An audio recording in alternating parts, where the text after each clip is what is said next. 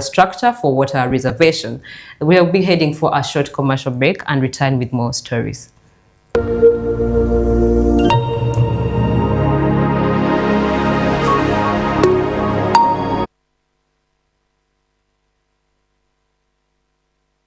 Don't miss.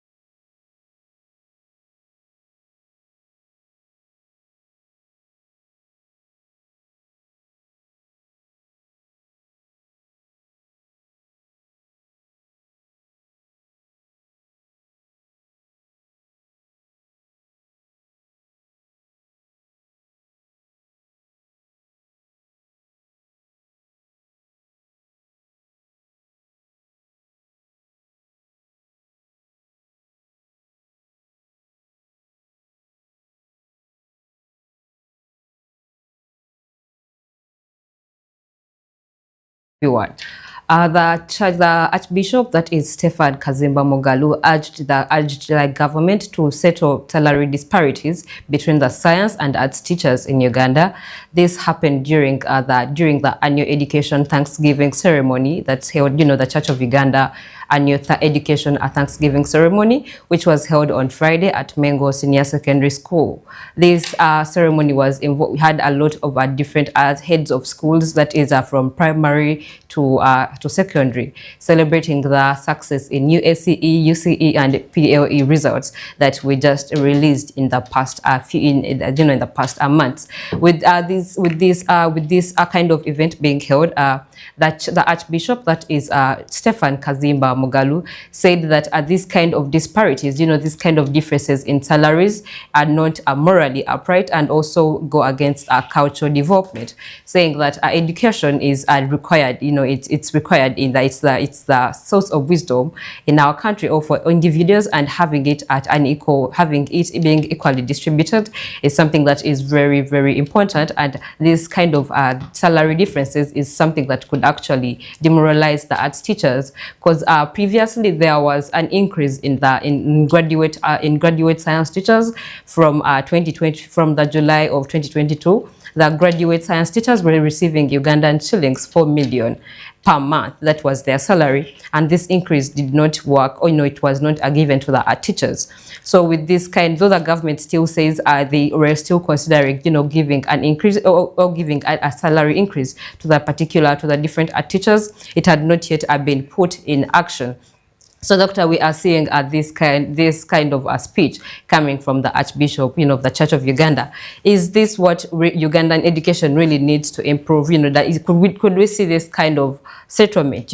Receiving of similar salary ranges from both art teachers and science teachers being able to help or to improve education in Uganda, or is the science payment being higher already justified?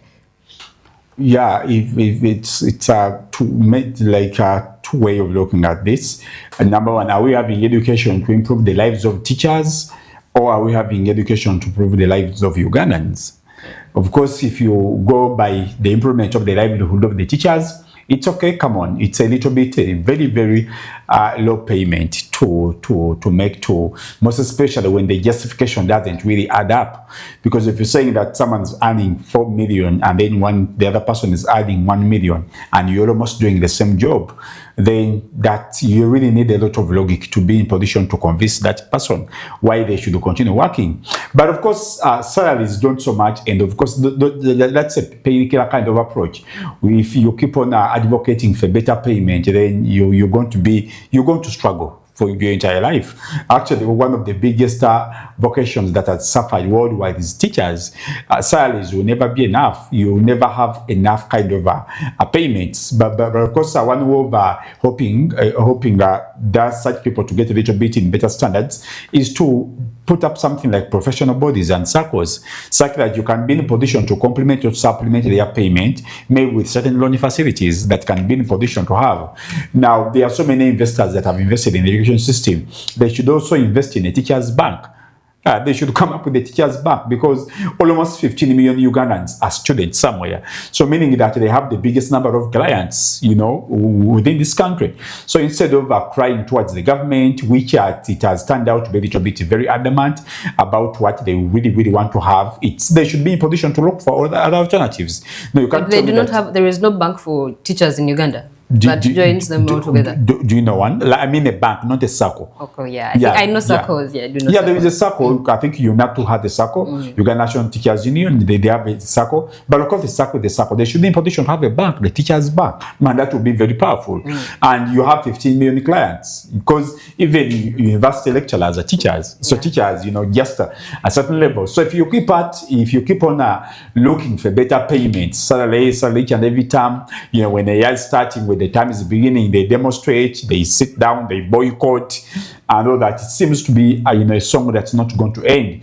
So yes, we should as well be looking at that, but we should as well also think about changing the education system of this country. Because what is the justification of paying science teachers 4 million?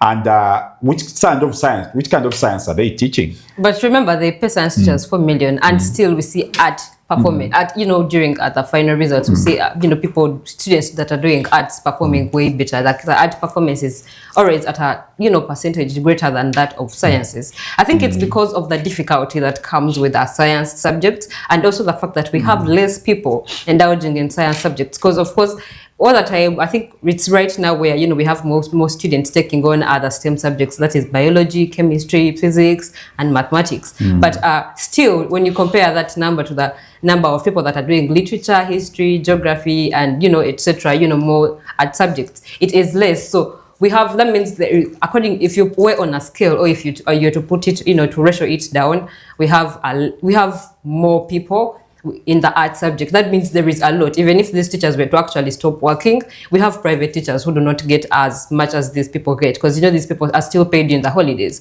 We have private teachers that almost get half or a quarter of what the art teachers even get. So there is more to come. There is more already taking up that space. But for the science, I think that is majorly the logic behind it. They want to encourage more people to actually take on science subjects, and also to help improve with the production and all that, to have more doctors. I think majorly that. Though even with our art subjects, of course, we have bankers, we have policy makers, we have people that are doing a lot, we have accountants. So I think that could majorly be it. But we have private teachers also crying, and they are not coming out to the government to say this or this.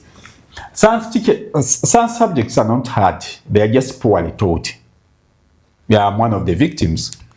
Science subjects are... I was about to say they are really hard because I did them. So science subjects are not that hard. I've taught from primary up to university level. So I've interacted with so many people. The problem with art subjects, it's the teaching approach. The problem with science is not that science is hard. The problem with science is that science is taught poorly, because even teachers are taught poorly, so they teach poorly. Two, we should take away this approach of looking at sciences like they are laboratory courses. Science is life. Chemistry is how you prepare your tea. Biology is everything that you go through. By the time you start about fruits, succulent fruits and the berries, you've already been eating a lot of jackfruit and guavas at home. So sciences are not that hard, but they're just poorly taught within this kind of setup. With the colonial kind of education, is very, very disorganized and very fake, that it makes people, first of all, people already come look at science subjects as a scarecrow. Exactly. Someone, that kid does science to the extent they don't even have to brush their teeth and comb their hair. Science students are a little bit weird, in most of when it comes to their hygiene and all that. You've already sent a lot of fears amongst the young students. But science subjects are very, very easy. Two, why would you have something like that? Why would you have something like which kind of justification are you giving for paying science teachers? And which kind of science have you been in a position to do? Like, for instance, let's look at the road constructions. Science subjects have been around for quite some time. If you're giving out contracts for civil engineers and all that, why you go for Chinese? If the president has good intentions of making Ugandans get out of this unemployment, why is it that when it comes to giving out contracts, they're not giving Ugandan engineers? But we have civil engineers from Kyambogo University. Ugandans have studied that. Exactly. Kyambogo is one of the best science. Definitely. Yes. So why is it that when we come up with big deals, we have to go to the tax, we have to go to the Chinese, yet we claim that we are pushing the science subjects? Two, just going to oil and gas, how many Ugandans can be employed there? How many Ugandans have been in position to go in for oil and gas? It's a few kids, and they come from specific families. Why? Because the cost is expensive and it's new in this country. So I really don't understand the intention of the government when there is so much claim that we are going into science. Two, which kind of science? Let's also get into the practicability. Let's look at the pharmaceutical industry. So we're teaching medicine, pharmacy, and all that. Let's talk about the pharmacies. I think we have pharmaceutical industry. I think we've actually had a very active pharmacists. Really? We've had, there are drugs that Ugandans are actually producing themselves. Can you mention some? I don't know them offhand, but they are actually there. Most of the pharmacists are drug dealers. Well, when you say drug dealers, there are many kinds in of this drugs. angle that there is so much proclaim and they prescribe Western medicine. So if you're a pharmacist and you don't have anything that you put on the table, then why do you qualify to be called that? So the point is, we need to define, yes, it's very good, no one is against the payment, but they should have value for what they are doing.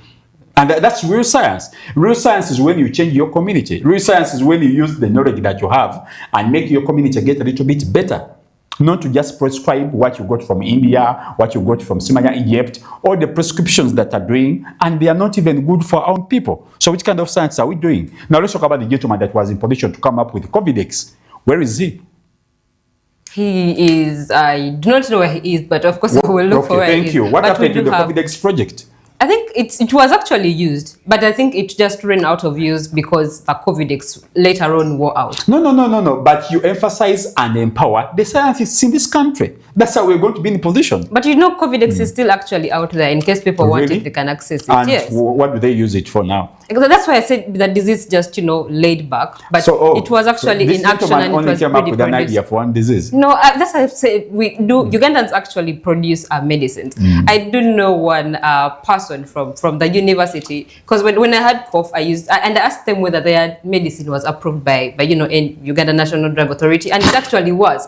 Honestly, so we have people that I think maybe they are not yet out there, or they've not really produced or marketed themselves really well. Thank you so much. But we have people that are producing, the and fact that you don't know where they are. No, I know. I'm telling you, by the time I could access it, I know. I'm saying they are maybe like they are not widely known, or known by the whole nation, but they do have their drugs made, and they are actually approved by the National Drug Authority. I think so we have some people. Something. Let me just. No, I'm not scared. No, because I actually use that. And Ugandans that have been in position to so much invest in health are Ugandans that have invested in what you call alternative means of healthcare.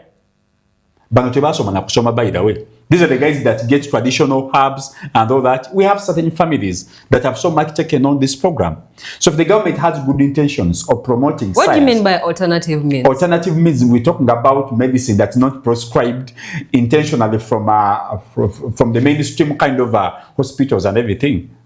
These are the people that encourage the usage of herbs, and they can be in position to define their roles and responsibilities. They're in position to even define the scientific precaution that you can be in position to use.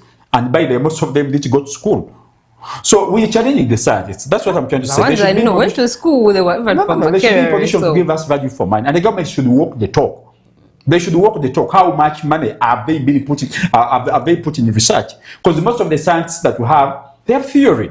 Someone teaches you about God, but they've never seen any ounce of God. They don't even know yet we have a lot underneath our ground. I think in science, what makes it hard, I think, is more of, I don't know, when you said our Ugandan system is, the science subjects are poorly taught, could it be back to, I don't know, to the IQs? Because honestly, people have failed. People tried mathematics, people tried chemistry. I, for one, the only easy science subject for me was biology. When it came to chemistry, trust me, it was actually, the funny thing is you could actually pass the practical session, and then they bring the practical things in the final examinations. It's what we have in the exams, but when they are written out, like this chemical compound is written like this and this is this, but I do not know everything. It was crazy. I think I found a problem with chemistry. That's why I'm saying maybe it's because they are really hard. Not that much. I failed science. I got a pass 8 in chemistry. I actually passed. That's why I did BCM. But I decided to teach myself. And it was easier, very, very easy. So the point is that now the president has so much had intentions for the science subjects, I think for the last 5 years. But let's take it a little bit further. Let us now go and get gold from Mubende and get copper, because we have a lot that is being so much taken by, that is being so much taken by different people that we don't even understand. So we have gold. We've always been talking about stories here that Ugandan gold almost brings in $6 billion, but Uganda is only in a position to get only 600 out of the $6 billion. Uganda only gets 600 million annually. So what's the point here? It's because Ugandans don't know the mineral resources that they have. Now, what's the instance of chemistry? Why do you have to take me to the lab, yet you can take me to Mubende, to Kasanda, to Mbale, to Wagagai, and we look at that gold? We have it here. Of course, what's risky with that is because people know this is a source of income. Gold is expensive. It will not be paid. Trust me, people are not going to just look at gold and just be like, okay, we are learning. No, they will want to actually have that gold. So that is risky, of course. That's when insecurity comes in. That's very good. These resources are theirs. They want to steal them. You know how, traffic. Yeah, so you prefer other people to steal them. Because that's what's happening. It is a system that that has made by Uganda. No. So they're not stealing. So you so much like it when your resources are taken by the Chinese, I'm not proud I of think that. I would be so happy when Ugandans steal it. Yes, I would be so happy because at the end of the day they are going No, to but invest this it is here. like organized. You know, they say that the trade. You know, we are coming in, we're getting this much from taxes on the trade and all the that. organization, Yes. thank you so much. In the organization that you've just talking about, Uganda only hands 600 million out of the 6 billion. So which kind of organization is that, madam? If Uganda can't be in a position even to get 10% of what you're dealing in, it's because Ugandans are not in the know. We are not aware. It's a point of awareness. So let us quit teaching chemistry, Simanya gold goes edgy and all that. Someone crumbs and all that. They don't even have any idea. Right? They don't have any idea. So let's make science subjects real.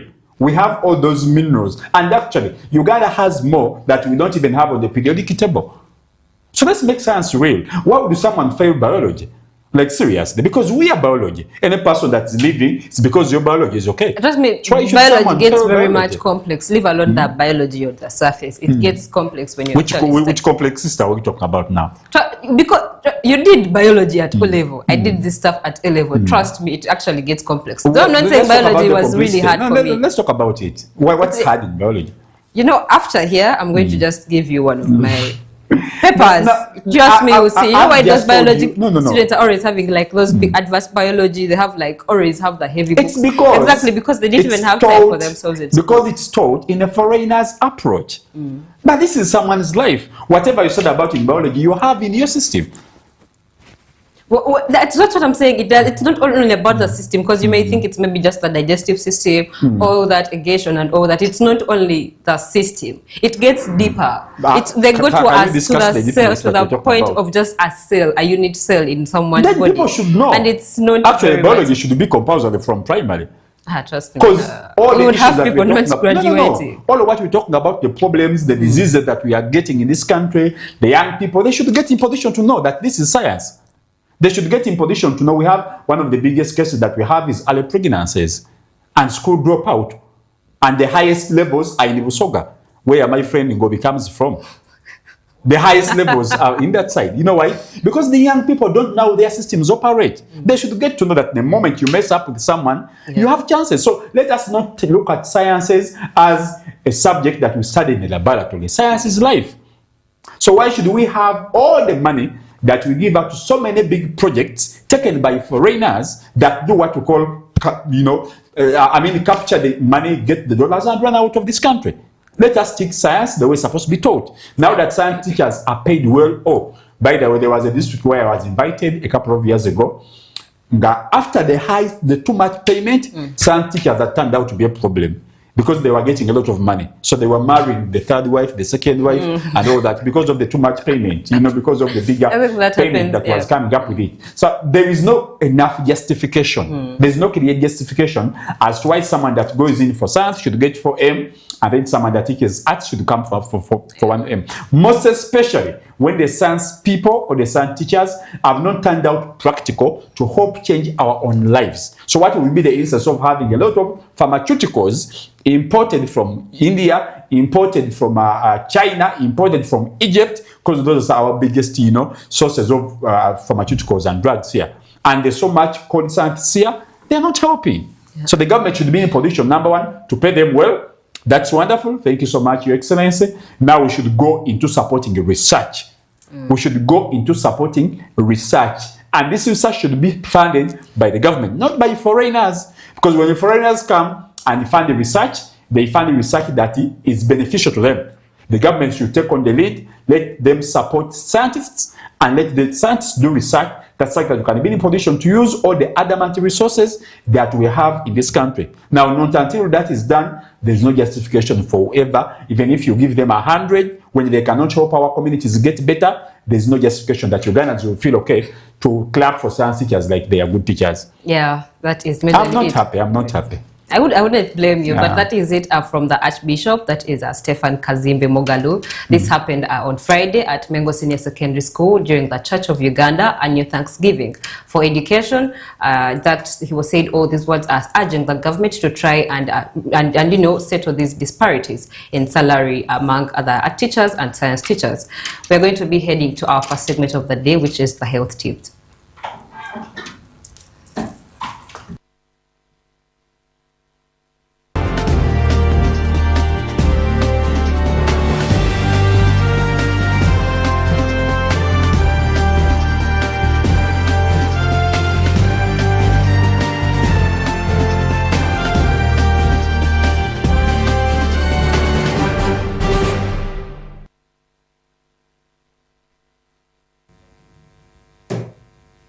Welcome back. We are here for our health tips of the day, and today in the health tips we're going to be talking about otitis media. What is otitis media? This is an ear infection. It majorly happens in the middle ear. This is behind the eardrum. So the middle ear is that space, the space between it's the space in the ear between where the eardrum is as well as the inner ear. So this otitis media happens when a small swelling occurs or grows behind the eardrum of a person. This is majorly common in children, but it also happens in adults. It happens, one of the very common diseases in children, we have colds, and then otitis media also is one of the very high infections that our kids do get all the time. So with otitis media, what some of the signs we're going to be talking about are the different signs of otitis media, the symptoms, how you can actually know your child has otitis media. Not forgetting, it's not only kids that do get otitis media, even adults do get it. But it is most commonly known in kids, or it's easier noted in kids because they do have small ears. So with this kind of a small swelling, it's very much easy to note or to see this kind of illness and how it is diagnosed. So first of all, what are the signs and symptoms of otitis media? So the signs and symptoms of otitis media, there is ear pain. When the child keeps having ear pain, that is one of the symptoms. Then there is a loss of appetite. There is trouble sleeping, trouble hearing in the ear that's blocked. There is also a feeling of fullness or pressure in one's ear. Then there is a yellow, brown, or white drainage from one's ear. This also happens to the ears. So with this kind of, these are some of the symptoms, and it is mainly advised that, you do not place anything in your ear canal. If you have a drainage from your ear, an item, drainage is, when you have maybe a liquid coming out, since I said there are swellings. So those are some of the, the signs and symptoms. And then, majorly about infants and children, since small children and infants can't always communicate their symptoms, it's important to recognize the signs of a child who has this kind of effect. So for kids, of course, those other signs I first talked about, those are the major signs for anyone, for the adults and for the children. But for the kids who may not always know, the only things that are, make it easy for you to detect that your child has otitis media, when they rub their ears consecutively, they cry more and, act very much fuzzy, and then they have a fever ranging from 100.5 to 104 degrees Fahrenheit. That is 38 to 40 degrees Celsius. So when they have those kind of situations or conditions, if you see them in your child or infant, that's when you know that they do have this, as well as when they start mouth breathing or have increased snoring. Mouth breathing may be a sign of enlarged of this kind of infection as well. And then there is when they refuse to eat during feedings, they have the pressure in the middle ear changes as your child swallows. So it causes more pain and less desire to eat. So you see how that also comes, in as an effect or a symptom. So when you see all those in the child, you can easily tell that, they have an ear infection or they do have otitis media. So is this ear infection contagious or not? And what are the risk factors for this infection? So the risk factors for this kind of infection include age. So infants and young children between 6 months and 2 years are at a greater risk for this kind of infection. Then family history, when getting ear infections, this can also run in the family, with the lineage and all that. Then having a cold increases one's risk of developing an ear infection, especially children in daycare and group settings are very much at a greater risk of getting otitis media or having this kind of ear infection. So there is chronic illnesses as well, like long-term illnesses, including immune deficiency and chronic respiratory diseases. These also, such as cystic fibrosis and asthma. These also have, the people with such diseases, chronic diseases, have a higher chance, or they are risk factors, or they can easily get this. And then as well as poor air quality and smoky environment, exposure to toxins in the air, secondhand smoke increase one's risk of getting this kind of ear infection. So, doctor, one thing I do know is, do we have these kinds of infections really being popular? I know they do happen, but do we have people actually being alert or taking concern of these kind of infections? Yeah, when you become a parent, you really have to be ready for such. It's our kids just get sick. They get sick actually, and it's a little bit scary for them to get sick, most especially in that weird time. Because at the end of the day, you can go to bed with them, and then you are like, and because they can't really communicate exactly what is affecting them, it makes it a little bit hard. So that's why it is a little bit better for someone to have a lot of time with their kids, because you never know what is really, really, really affecting them. Now, ears are one of the most complex parts of the body that can so much affect kids. I mean, that we don't so much take good care of, most especially when the kid is growing. They can be in a position to put in anything. Actually, sometimes it's not even advisable for someone to pick their ears before the presence of their kids, because the kid can be in position to pick anything and they put it there in a way of trying to imitate and try to solve. So it's a very serious problem. But most of these problems, our people don't know exactly what to do about them too. They go about them in a traditional kind of way. So if someone has been in position to get to know about it, we encourage them to go and seek medical attention. We don't have a lot of ear specialists in this country, by the way. We don't have. I had a friend of mine, he had we looked for an ENT, ENT? Yes, he had not, a throat specialist. We got him at Lifeline Hospital in Ntinda, but that was after moving around Kampala for for almost 5 hours. And he gave us an appointment the following day at 5 a.m. in the morning, and the brother was dying. So it's yes, now the president is encouraging us to go in for sciences. I think that should be one of the special areas where people should be in position to. We don't have those specialties here. That's why our people keep on dying, fake diseases. Maybe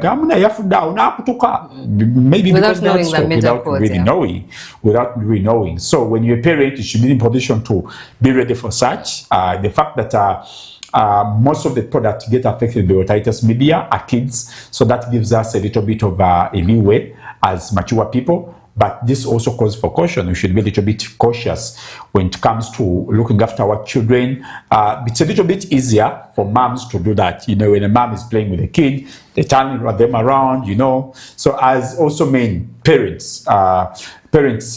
should also get in, because at the end of the day, your kid might be suffering seriously, but because they don't know exactly how to articulate, how to speak out exactly what is affecting them, they can get seriously hurt. So it's one of the precautions that we need to take. Let's get involved.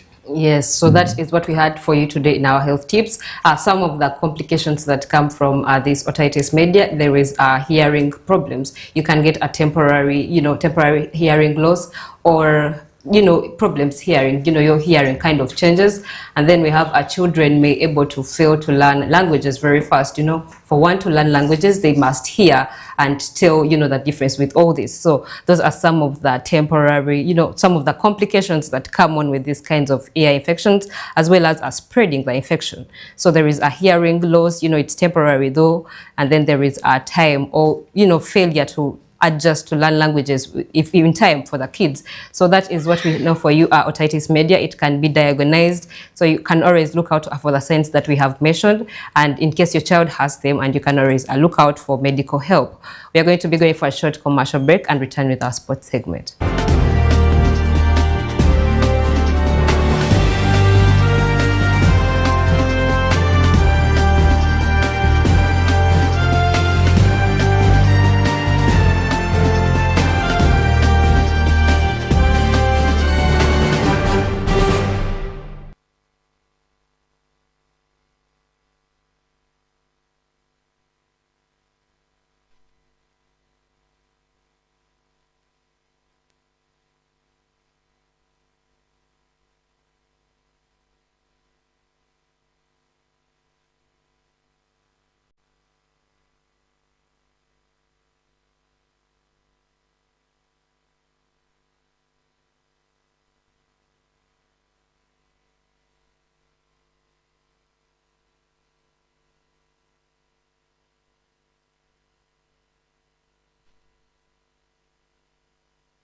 Omuzadde buli lwolowooza ku ky'okuwa omwana we ekisinga, lino ly'essomero erigenda okumuyamba okutuukiriza ebirooto bye. Midland High School Buntaba Mukono tufuba okuzimba buli muyizi okusinziira ku busobozi bwe n'okubawa amagezi ag'ekikugu okuyita amasomo ga arts ne sciences ssaako n'emirimu egy'omutwe. Tulina science laboratory omuli ebyetaagisa byonna, ebibiina byaffe biteeketeeke obulungi, ebifo bya tekinologiya okuli computer lab n'ebibiina ebikozesa smart technology. So ng'ate bwe kituuka ku nsomesa y'emirimu egy'omutwe tugiteekako nnyo essira ng'abayizi baffe batendekebwa okutunga engoye, okuyunga amasannyalaze, okuzimba n'okukanika emmotoka, ebyokufumba ne bekale, obulimi n'obulunzi n'emirimu emirala mingi. Tufaayo nnyo okusitula ebitone byabwe, okuyita mu by'emizannyo eby'enjawulo, okukuba ebivuga bya band, okuyimba ssaako ne katemba. So ng'ate abayizi baffe abo baba basukulumye ku bannaabwe twabateerawo enkola ey'okubatwalangako ebweru w'eggwanga. N'olwekyo omuzadde, Midland High School Buntaba Mukono ly'essomero w'ogenda okusomeseza omwana wo mu kiseera kye kimu ng'afunye n'obusobozi obw'okubeera omuntu omuyiiya. Tusangibwa Buntaba Mukono ku luguudo lwa Gayaza Kalaji. Okumanya ebisingawo osobola okututuukirira ku nnamba z'essimu ezowammanga. Midland High School Buntaba Mukono, building brains with character.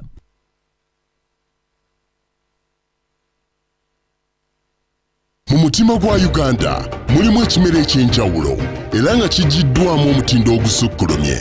Eŋŋano ya Jiko nga ekolebwa ab'amaganjo Grain Millers. Kola ebyokulya eby'omulembe nga okozesa Jiko, owomerwe ne famiri yo ne ku mikolo gyo.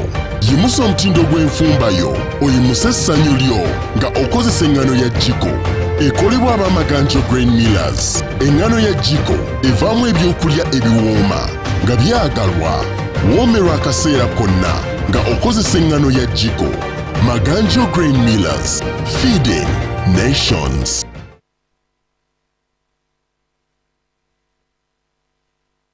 Welcome to Midland Junior School. We believe in a holistic education that goes beyond textbooks, focusing on creativity, critical thinking, and character development. Our dedicated teachers and vibrant community create a nurturing environment where every child feels seen. Give your child a gift of a bright future. Enroll them at Midland Junior School, where every day is a new adventure. Call us at 0758 969411 or 0776 988873. Visit our school located in Bulindo Trading Center next to Shell Petrol Station, Chuologuma, Kila Municipality, Wakiso District. Midland Junior School, building brains with character.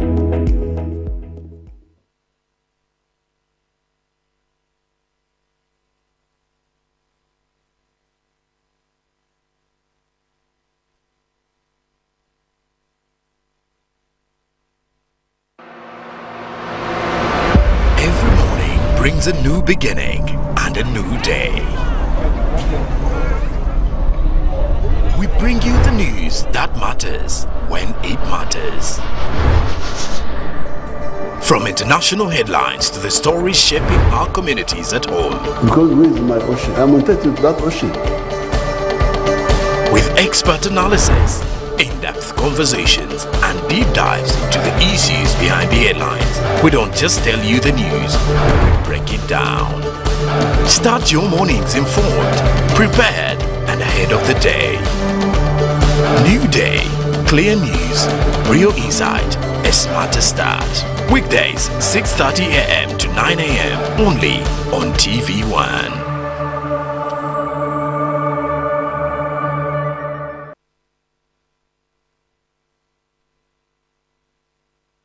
Are you ready to build real skills for a better future? Tune in to Skilling Uganda, the show that empowers, educates, and transforms lives. From hands-on vocational skills to expert guidance and real success stories, Skilling Uganda connects you to opportunities that matter. Every Monday to Friday, 9 a.m. to 11 a.m. Don't just stream it, skill it. Skilling Uganda, shaping Uganda's future, one skill at a time, only on TV1. See the difference.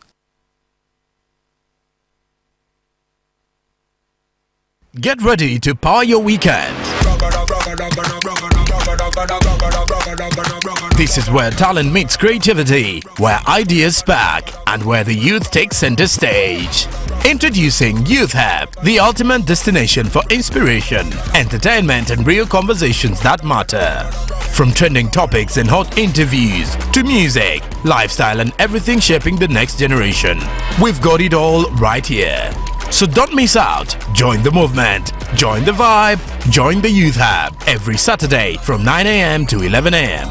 only on TV1. See the difference.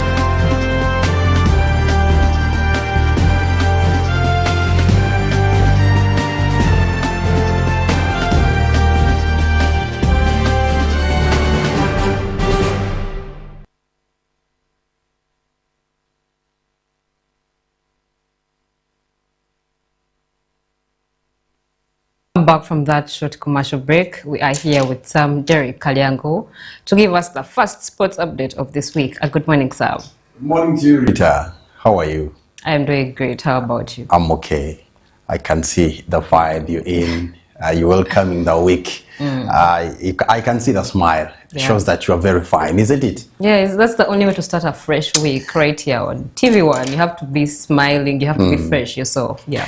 That's why I also keep a smile on my face, always Monday to Sunday. However much sometimes the life isn't that good, but at least that smile makes you move forward, isn't it? Yeah, it does, and it also keeps you away from frowning, and you age a bit less. That's why I look like I'm 19. For a woman that's 30. You look 19. How old do I look? You look 26. 26? Yeah. I'm just 17. That's what's happening. Good morning, viewers. That's Rita Bakozi. Sam Derek is my name. Morris in with the sports update. It's a Monday like this one. The vibes are always high. We always welcome the week. We enter the week with a vibe.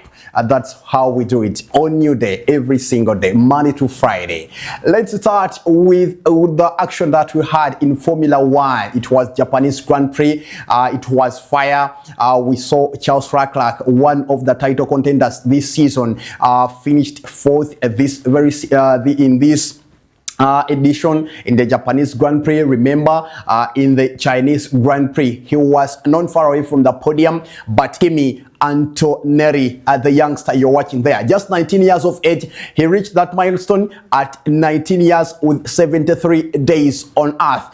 You can see the youngster. He came a long way from 2023. He was there in Formula 4 in the Italian side. He came into karting. He was able to win the karting championship, world championship, and now he's making history in the Formula 1 edition this very year. The drivers that were able to make the podium, you can see Oscar Piastri came into the second position behind the youngster. But when you look on the standings, when it comes to manufacturers, Mercedes are still leading the standings with results when it comes to Formula 1 this edition. Okay. Leaving alone Formula 1, and we come over to motorsport in Uganda. NRC National Rally Championship, this year's edition. The sponsors are KCB, and now it is called KCB National Rally Championship. Over the weekend, we managed to see the winner of the first edition, that is Mbare Larry, which we had over the weekend. But in the name of Hassan Hari, who was able to make it to the podium, and not making just the podium, he won this edition in Mbare. Remember, this year's edition, we are going to have 8 rallies over the year. Way back they were 7, but this year, being the fact that FMU want to comply with National Council of Sports Law to make sure that the sport go all over the world, to make it 75% that National Council of Sports need to put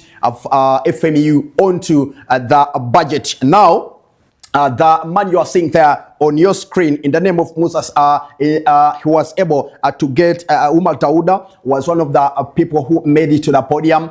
Then Hassan Ali won the race over the weekend, and Musa Segawe came into the second position to make actually to see whether he can be able to take this year's championship. So Mbara edition was the first in the National Rally Championship this very year. We are waiting to see a Formula One, or rather National Championship. FMU has kicked off where the likes of Oscar Ntambi, ARC winner, was nowhere to be seen in this category. Duncan Biruchi Kankane, however much on Friday, he was able to win to be the first to reach the 8th stage there, but yesterday he wasn't nowhere to be seen on the podium. And now that is how National Rally Championship was over the weekend when it comes to motorsport here in Uganda. Leaving around motorsport here in Uganda and crossover to some action that we had in our international scene. Remember, we are in international break. Teams or clubs are now struggling to see whether their players can be firm and fit to feature in the last edition. When it comes to English Premier League, they are just left with 7 games. Others, the likes of Manchester City, they only have 8 fixtures to complete the season. But when you look on the side of Arsenal, over the weekend, their injury list was going high day by day. And the recent injury that they did registered was Noni Madueke. Madueke was featuring for England, but he was stretched off the pitch in their game against the Uruguay. Remember, in that game, Noni Madueke was, after him being stretched off, this brought Arsenal into on pressure, because remember, they're just left with the 7 fixtures to see whether they can be crowned as champions of the English Premier League. Noni Madueke, Declan Rice, Bukayo Ayinka, Tomide Osaka, they left the England camp to join, to go back to Arsenal, so that their medical team can be able to assess them to see whether they can be fit to feature in their coming fixture against Southampton in the FA Cup. But apparently, even their midfielder in the name of Martin Zubimendi left the Spanish squad to join to go back to Arsenal to be assessed also. Even Pierre Hikapi left Ecuador's camp to join the team. Likes of Julian Timber, actually Timber didn't travel to join his Netherlands team. The likes of William Saliba, Leandro Trossard, Gabriel Magalhaes are all down to bed. We are waiting to see what will Mikel Arteta do when all his players are down. Remember, along the way, they have Sporting Lisbon, home and away in the UEFA Champions League. They have Manchester City along there.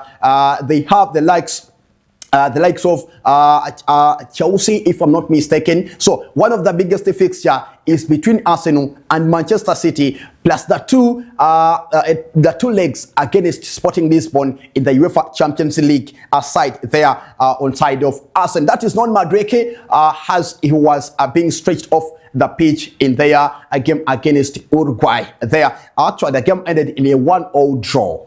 There for you. Okay, some news coming in from London still.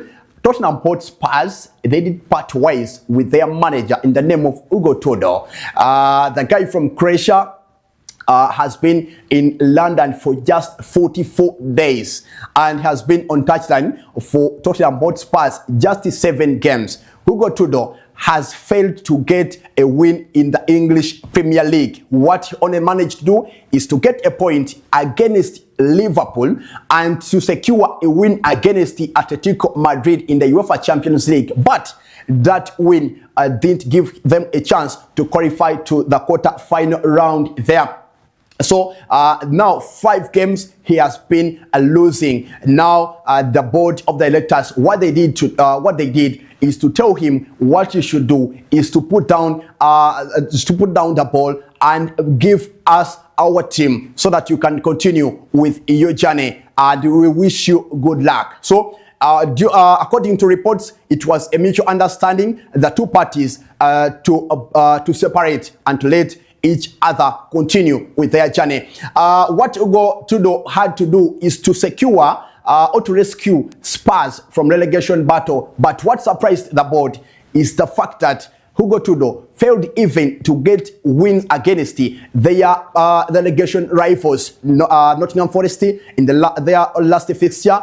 Did bang them by 3-0. That is one of the reasons as to why the board of directors had to let him go. But what he did at Juventus, Lazio, Hellas Verona wasn't enough to put in place at Tottenham Hotspur to secure them from relegation. Apparently, Tottenham Hotspur are seated just a point from relegation. They have 29 points, and West Ham, who are stayed 17th, they are just having 30 points. They are just a point from relegation zone there for you. Okay, don't miss more on this at the hour of 3. We are going to go deep into Hugo Tudo's journey at Tottenham Hotspur and to see who will be his successor, because the list is going big day by day, not even day by day, hour by hour. Don't miss TV1 Sports at 3 to 4 p.m. I'll be joined by my colleague Margaret Rexona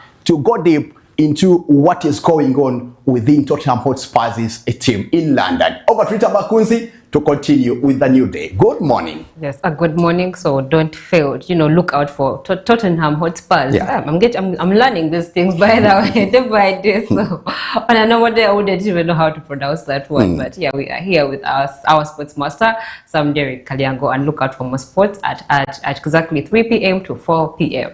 Just like he has said, let's have our next segment of the day, which is Today in History. Up next,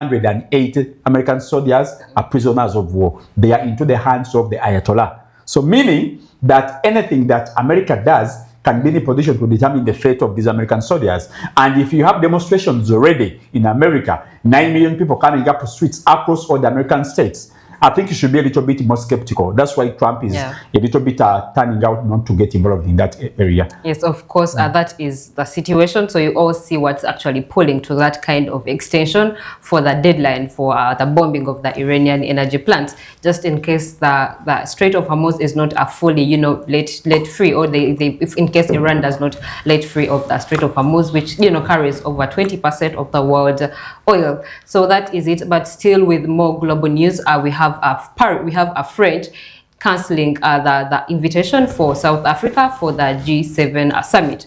This summit always it happens annually, and they have now invited Kenya instead, which which has not always been invited. So now we have South Africa, and this happens amidst this kind of pressure from the United States, because we saw there was a summit happening in South Africa last year where Ramaphosa was able to host it. We had different great economies being part of this kind of summit, and we had different leaders from all over the world, and Trump was able to not make it yet. He was part of this summit, or he was invited. So now we are seeing this kind of cancelling of the invitation happening. We are seeing Kenya being invited, and French officials have all denied this decision, saying it has not been influenced by the United States. We do not know what the proper reason could actually have been for them to cancel the invitation for the June G7 summit that's going to happen in Paris this year, and inviting Kenya instead. But on the other hand,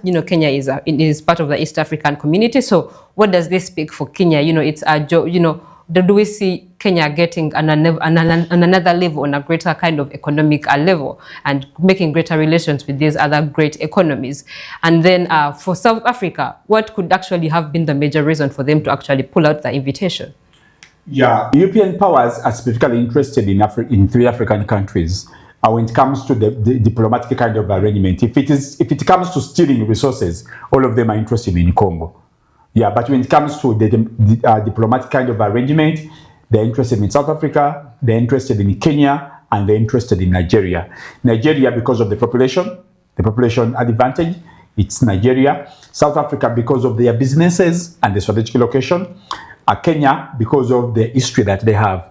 They were in a position to take over almost the entire Kenyan islands. So when you talk about Kenya being an East African country, yes, it is an East African country but when it comes to the kind of businesses, the policies that Kenya has been in position to embark on, it is an extension of the European leadership and influence in so many angles. That's why everything is Kenya. Or the British High Commission, most of the embassies, countries that have had issues with Ugandan embassies, they take them to Kenya. So that is a very serious. That's why Kenya's kind of development is a little bit different. But of course, development that so much benefits the Westerners. So the G7 is it's a conference. It's a summit that is held by different global leaders. Actually, the greatest 7 countries. The greatest of course, economies. You have Britain, you have Japan, you have China, you have Germany, you have America, you have Canada, and all of them. I don't so much believe they are the greatest economies. They are the greatest thieves. Yeah, they're the greatest. Of course, thieves. it makes them economic minds. They are the greatest exploiters, and they are the greatest liars we can ever have. Because with economy, you can't say someone is a thief. Why are you reduce stealing? Because they've not refused you from stealing. So that makes them actually economic minds. Oh, so you're a thief? Me? No, I'm not a thief. So why if I was a thief, if I was a thief, I would be very, very, very. Why are you condoning something that you don't believe in as an individual? No, because I know they. Because you know it's not right. No, because it's not right, but. It's not, when it comes to making money and all, they do not term it that way. So they just you think that each and every person that has been in position to get money, they've taken that route? Not every person, Thank you so but much. we have, just like you've seen, these very great states, the great economies. That you call them thieves, and they are called the great economies. That's why they are called, the G7. So I think that, and you've called them thieves, that means that they have economic minds, though they take from who has, and they do not know what to do with what they have. So I think those are economic minds. I think everyone knows what to do with what they have. It is just basically because of their policies that we don't use what we have. Okay. Yes. So, but basically, definitely, South Africa doesn't benefit. Neither does Kenya benefit from this kind of arrangement. Now, when you have such talks at the end of the day, what is Ruto going to provide? Which kind of commodities do we have from Kenya that can be in a position to be accepted in the Western market? Don't we see him making alliances at least? If he has form of alliances? Because these are stronger states. He can, come out with some strong relations. No, definitely what they do, they heap you up and give you the praises such that they can make you a conduit state to terrorize other states.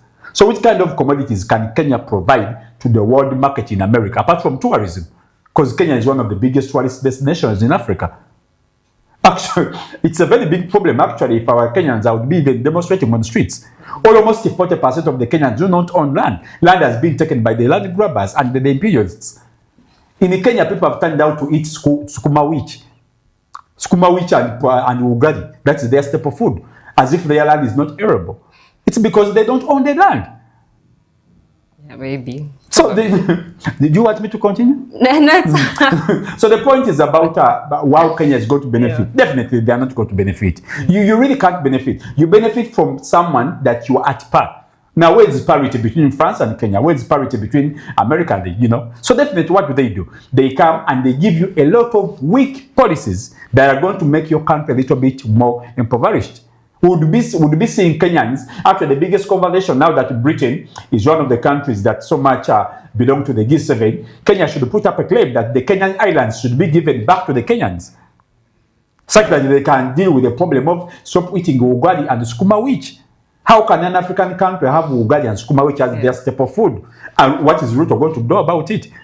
So the point is that whether South Africa is part of the G7 or not, you don't see that. But obviously, you don't have to forget that South Africa is a member of BRICS, serious BRICS. And last week, Ramaphosa was in a position to go and visit Lula da Silva, the president of Brazil. Yeah. And they were talking about that.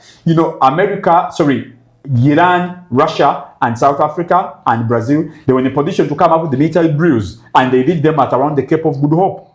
So the point is that probably they're neglecting South Africa because of their stand in the BRICS. Because South Africa has been a member of the BRICS, and Cyril Ramaphosa seems to be a little bit more vocal about it. This very month, he was in position to attend a burial ceremony of this gentleman, I'm forgetting the gentleman, one of the biggest civil rights activists in America who passed on at 86. I'm forgetting that gentleman. Cyril Ramaphosa was in position to go and attend his burial. In South Carolina, I'm forgetting the name of that gentleman. We talked about him here. I'm forgetting the name of that black man. And he was that vocal. Now, after attending that ceremony, now he goes down to Vista Lula da Silva in Brazil. And Lula da Silva is a little bit very, very vocal against American policies and all that. So South Africa being a member of BRICS, and this very actually in January, they were in a position to call out military drills between Iran, China, and Russia, and they did them around the Atlantic. Along the Atlantic, the Indian Ocean, and South Africa was the host country. So definitely, European powers are trying to come back. And like I've said, European powers have a lot of interests when it comes to the diplomatic language. They have a lot of interest in South Africa because of their business. They have interest in Nigeria because of the population. Nigeria is the biggest populated state in Africa, and they also want to come in with Kenya. But when it comes to stealing resources, their biggest aim or their biggest target is Uganda and Democratic Republic of Congo. So Kenya is not going to benefit anything from that arrangement. Come on, if you're not a Kenya is not even amongst the G20. Exactly. Kenya is not even among the G50.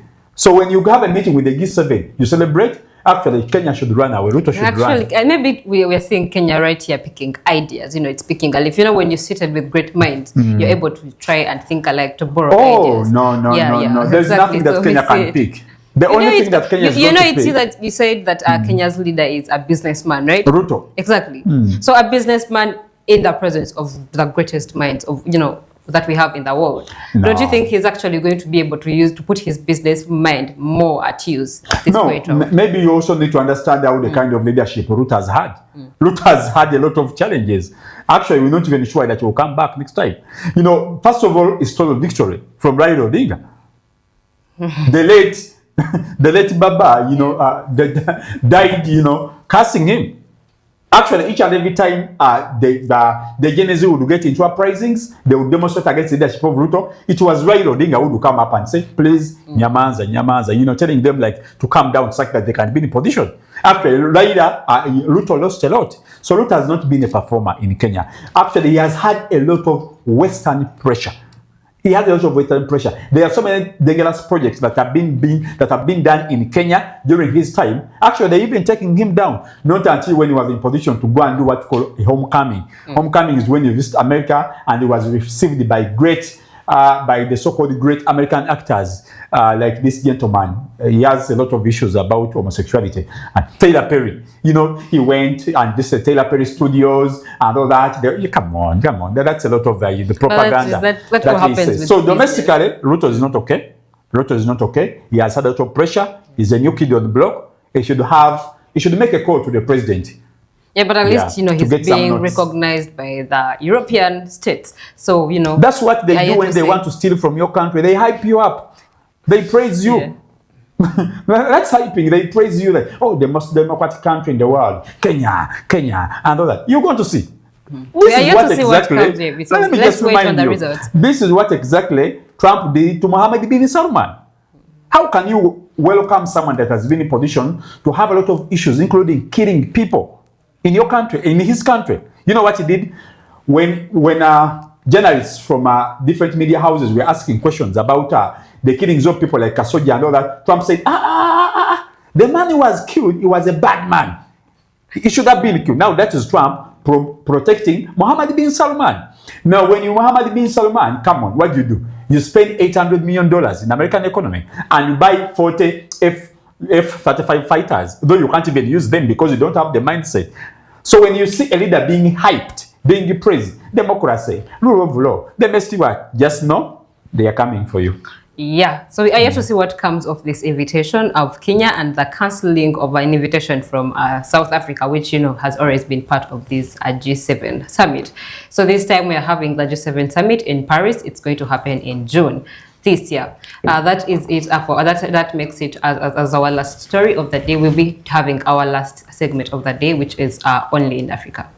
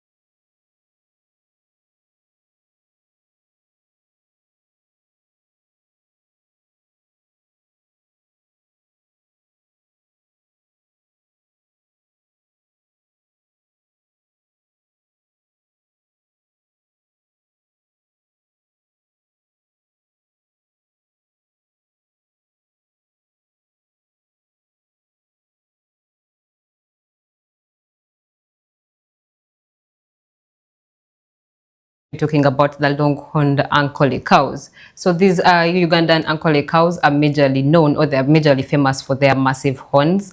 They are, of course, they are called the Ankole cows because, you know, they majorly originate from the western area. So they are known for their heritage, for their culture, resilience, and they do have very many provisions. They provide milk, they provide meat, cultural pride. Though modern ranching, you know, challenges are affecting. Modern ranching has proven to challenge their survival. We do have these cows. They're very, very much famous. Leaders from different countries have been able to appreciate them. And then I remember, you know, one of the major reasons, one thing I know about these longhorned cows is I remember there's a time the president talked about them and said that these longhorns, they do have they are for adaptability. They help them to cool off majorly in times of heat, when there is a lot of heat. That these longhorns do have they have dense they have dense blood vessels. So blood is always able to, flow through the horns, since they are closer to the outer surface, and then hot, blood that's really very much warm is able to pass through, then it gets cooler, then the cooler blood returns to the body. So they are very much, that's one of their, the adaptability, but these are long-horned cows are very much massive.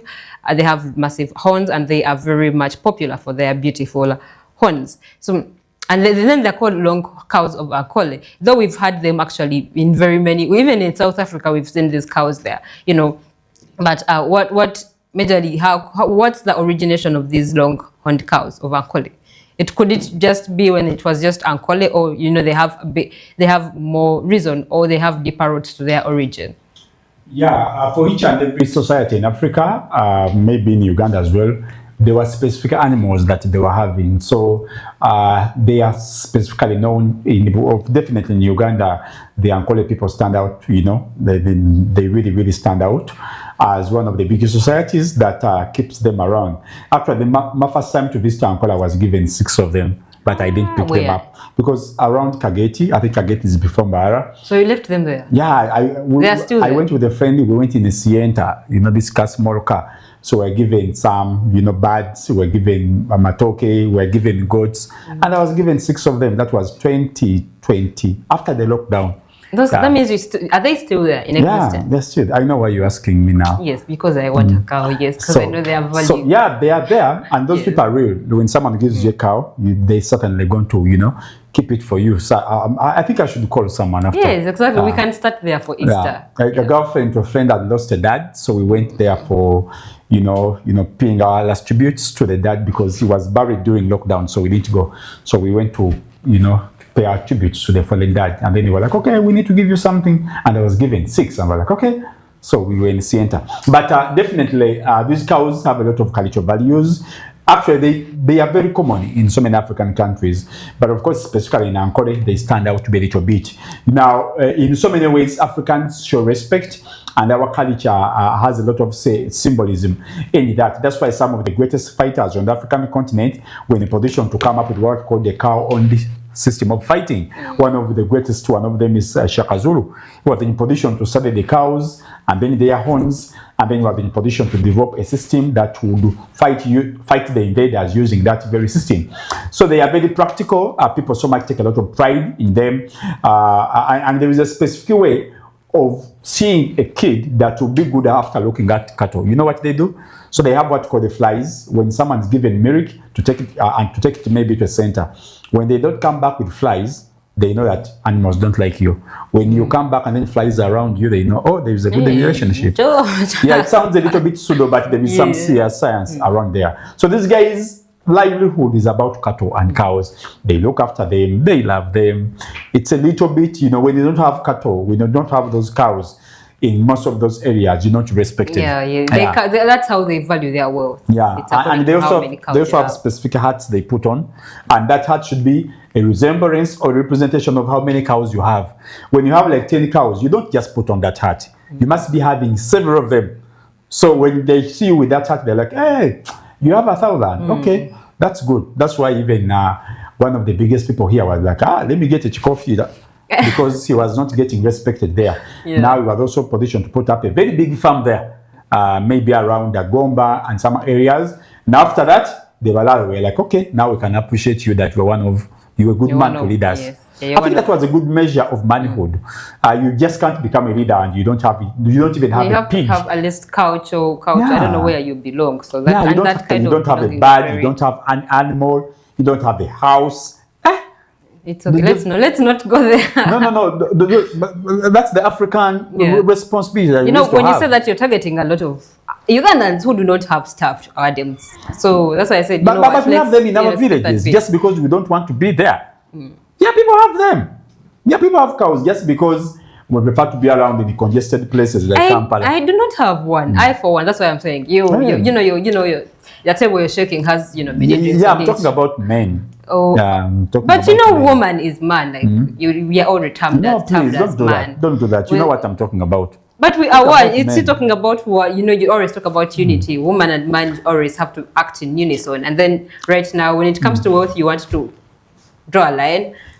No, the line is already there, but of course we are trying to make it shrink. But I'm not talking about it in a segregative approach. I'm talking about how manhood was a little bit respected back in the days. Like if you're a man, when you have cattle, and by the way, different characters had that, and that was a true measure of manhood. Actually, in specific areas like Toro, you could not even go and take someone's daughter without having that. Nowadays, people just get married because they met at Cafe Java's. Yeah. You don't even know if someone has anything to look after you. So you can't take someone's daughter if you don't have the cows. Well, because love is supposed to be genuine now. Come You on. don't have to look at There's no someone's genuine love in background and Kampala. all. It's there There's no because I genuine love in have Kampala. it. I have a lot of it. Did you to just give. say you have Yes, genuine love? but we talk. Yes, I do have genuine love. But that's our edition for New Day today. That's all that you have to expect. We have different stories and different segments to keep you entertained and as well updated. Stay tuned on TV1. We have more shows coming up. We have Skilling Uganda. We have Bits and Bites later on. We also do have TV1 Sports. So we have more to keep you entertained and educated right here on TV1. Do not touch your dial.